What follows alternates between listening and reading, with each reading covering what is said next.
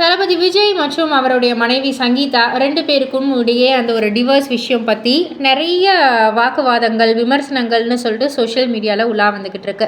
So இது தொடர்பாக இப்போது கண்மணி நியூஸ் ரீடர் கண்மணி அவர்கள் அவங்களுடைய சோஷியல் மீடியா பக்கத்தில் ஒரு பதிவு பண்ணியிருக்காங்க. அதில் அவங்க என்ன சொல்லியிருக்காங்கன்னா, எந்த ஒரு தனி மனிதனுக்கும் சுய ஒழுக்கம் ரொம்ப முக்கியம். அதுக்காக பிடிக்காத ஒருவர் கூட நீங்கள் வாழணும்னு யாரும் வற்புறுத்தலை.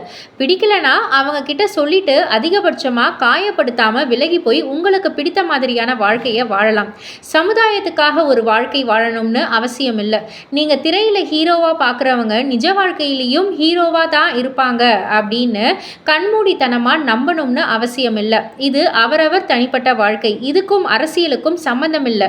உங்களுக்கு ஒருவரை பிடித்திருக்கிறது என்பதற்காக அவர் என்ன பண்ணாலும் அது சரியாக தான் இருக்கும் என்பதை கண்மூடித்தனமாக நம்பி அவர்கள் மீது பெரிய எதிர்பார்ப்பினை திணிக்காதீங்க.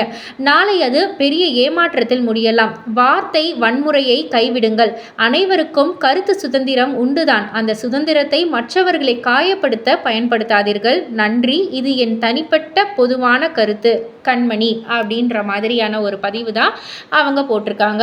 ஸோ இதை பற்றி நீங்கள் என்ன நினைக்கிறீங்க? உங்களுடைய கருத்து என்ன அப்படின்றத கீழே உள்ள கமெண்ட் பாக்ஸில் குறிப்பிட்டு சொல்லுங்கள். மறக்காமல் சேனலை சப்ஸ்கிரைப் பண்ணி பக்கத்தில் உள்ள பெல் ஐக்கானை கிளிக் பண்ணிவிடுங்க.